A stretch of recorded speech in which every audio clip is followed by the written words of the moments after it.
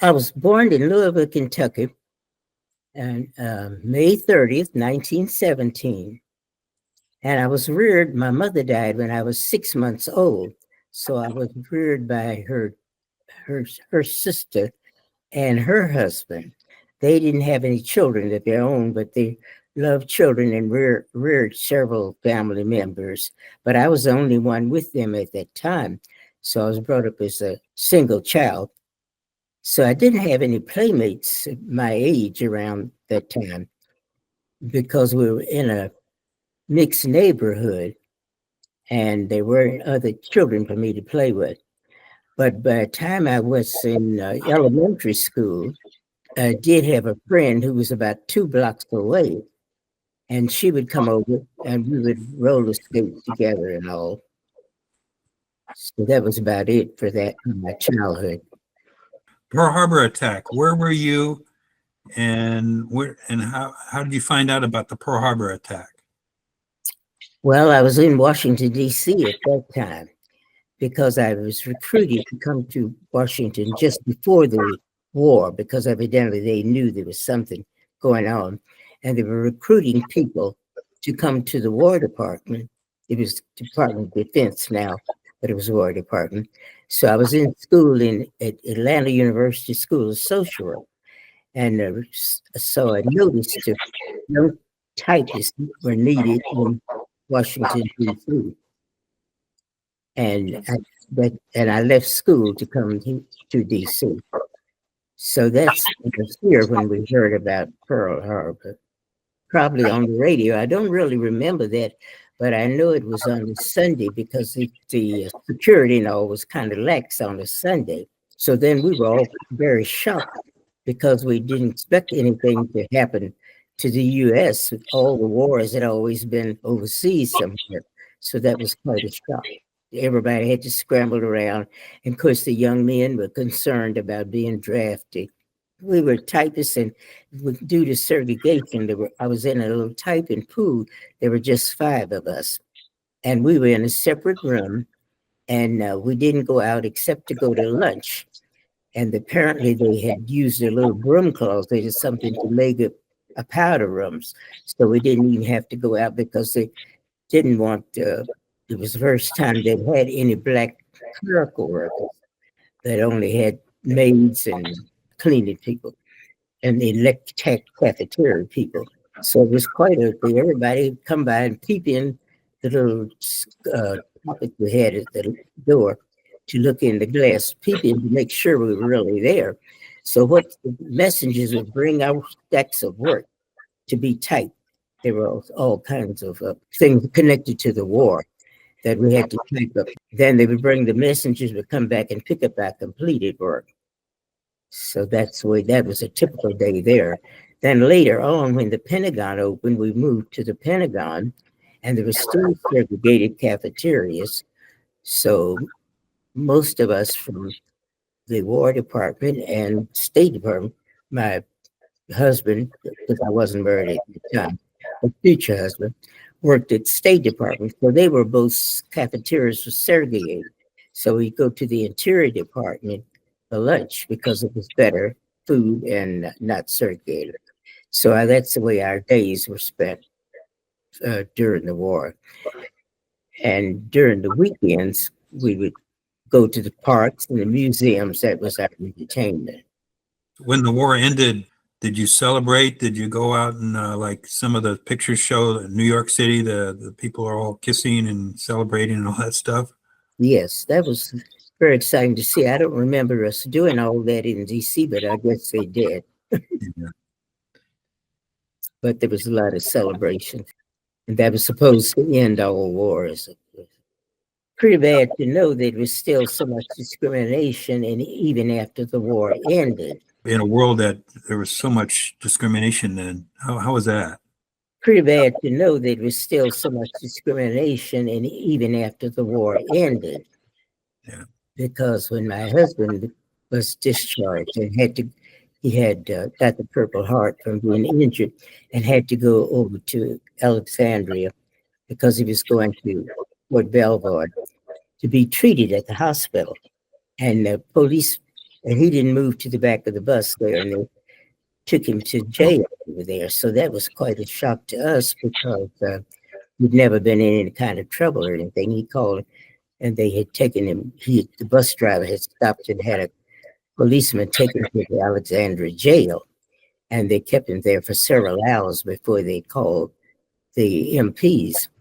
So this was, I guess he had felt that he'd been in the war and injured and everything, that things would be different, but it still was not different. He was a warrant officer, and he was over in Germany, France and Germany. He came back and got him treatment because he wasn't discharged right away. He was still in the army, but he was in DC. What do you think of the Rosie organization? What do you think it's done to, especially young women today that don't know anything about it? The organization is very good that they are still going, and that they have recognized that women could do a lot of other jobs that they couldn't do before, which would limit the people what they could do, and they can make much more money than the women were able to do if they could work in those factories, be architects, and do inventions and things that they didn't think women were capable of doing. I was very surprised that I was going to be a Rosie, but because I had heard a few about the factory work. Most of the Rosies at that time, because I heard about Rosie the Riveter. So they were usually in factories of some sort. So I didn't expect to be one of them, but it was very good to find out that they had considered the typists as being in the background to help with the war effort. So that was my first time to be a Rosie, and I was very surprised about that. I thought it was very good to be recognized then, and at these, it was quite a celebration we had, and to go to the White House and to the Library of Congress, all of that was very, very impressive, and to meet some of the congressmen. It was a lovely ceremony. You are now 107. What's Yeah. your secret to making it over 100? Socialize, to be important to socialize as far as your health, to exercise and of course eat properly. And I had a very good, we called them gym teachers then, the physical education teacher, and she always impressed upon us the importance of exercise. And I've always done that all my life and still try to do it even just from the bed and chair exercises, because that's very important for your health. But I can't do the walking. That's what I miss most. So I think it's so important for people to walk. And so many of the young people, they want to drive right up to the door and circle around at the groceries until they can find a place right at the door. And they really should be walking. By the way, what's the weather like in Washington, D.C. right now? It's nice today. We finally got rid of all that snow. Yeah. Have you ever been to Hawaii? Oh, yes, I've been twice. Okay. Yes, and it's beautiful. I love it. Yeah. Went twice because went with we used to travel a lot with the city of Ushers convention, and then I went another time with my church, I think. So it's a beautiful place. Yes. Did you happen to go to Pearl Harbor? I think we saw that. Yeah, and probably in the 70s, probably. I think. You want to come again? Yes, I do hope, but I don't know whether I can make those trips now. Kind of over the hill by now. And of course, my worst part is the hearing, and that limits me quite a bit. When we send you a card saying, and you come to the commemoration, you sent us a really nice letter. And guess what? We framed it. Yeah. Oh, you did? Yeah. So the horse and buggy line, everybody just was hilariously laughing, going, "This is so great," So tell me about this. I mean, right. Yeah, I'm back there behind times.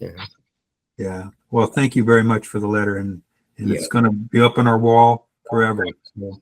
Yeah, I can't seem to master this computer business. If you were to go to a school and say like fourth grade girls and talk to them, what would you tell them about the Rosie experience? Would you have any advice for young women now? I tell you, I used to think I did, but think times are so different now. Yeah. Because I think that the one thing I think about young women now, they want only professional people for mates. And I think they're making a mistake there because some of the men that are in other types of work make good husbands still and make good money too, more money than some of the professional men. And I think that's a mistake that some of the young women are making now, but Yeah. maybe I'm behind the times. How much money did you make when you were during the job at the War Department? $14.40 a year. That was a big lot of money. $14.40 for the year. So that's when I left Atlanta University. I said, well, if you go to school, get a job, and if you can get one with that kind of money, because that was a lot of money then. I was able to save money. So I bought a bike, I remember. It was a lot of money then because I was only paying about $20 a month, I think, for a room, 35 cents for food at the Pentagon, a nice, good, full meal. Things were very different then. A dollar went a lot further than it does today, right? Yes. Yeah. It's a It lot of reminds me, some of the Rosies that come to Hawaii, they went to visit schools, and some of the students ask them, "What did you make?" And the Rosies say they made, a dollar an hour, and they go, "What?" yeah, I know. It seems ridiculous today. Yeah. And I even got a little scholarship. Well, my aunt had a missionary group, and they gave me, I think, $20, and that was I bought a steamer trunk with that to go to Atlanta University. So it saves some money went a long ways there. Yeah. Things weren't so high. How many children do you have? Just my son, two grandchildren. Two grandchildren. I haven't been around them. They live in Florida. I hadn't get to see them that much because they're a little spread out now. My granddaughter is working here now in DC, but my grandson is in the service. Maybe if we come to DC again, we'll see you in another event, Yes, okay. Yes, we're glad to see you. Next birthday is when? We're going to mark it down. We're going to send you another card. And thank you for recognizing me. Okay. May 30th. How's Velma doing? She's doing fine too. She's doing very well. I read something that you had recently got a driver's license, renewed your driver's license. Yeah, and I was driving up till about 6 months ago, but then I'm having trouble with my eyes right now too. Okay. So I didn't renew my license this time. And also, you were a swimmer, right? Oh yes, I'm so proud of myself because I learned to swim at 69, and 69 is not old now, but it was then when I learned. So that was a big achievement. Yeah. I learned under the DC Recreation Department. So I was always very proud of that. And I was proud of the two. I had the books that I had written 2 books, and then I just published my last one of my biography of my husband. So I'm proud of those accomplishments at this late date. What's your book's name? Waco to Washington. He's from Waco, Texas, and dearly loved it. So Waco, Texas is the home of Horace Miller. There's a big statue in Waco, Texas of him, and he's got an aircraft carrier named after him that's coming. Yeah, he and Dad graduated from the same school. So what is the premise of the book? It's your husband's story, his life story? yes, it's about his life and being brought up in Waco, which of course I'm sure was very racist at that time. But to be able to survive was a neat thing for young people. And he did get a scholarship to Howard, and also under the National Youth Act under Franklin Roosevelt provided money to go to different schools and work, under that program. A life well lived, right? Yes. Yes, I've had a very, very good life, and I'm so glad to come to DC because I thought it was such a beautiful city when I first came here, all the white marble buildings and all. And so I've really enjoyed my life here. There's so much to do and to see in DC. Well, we thank you for your time, and we appreciate it. keep on with those exercises, and I appreciate having me.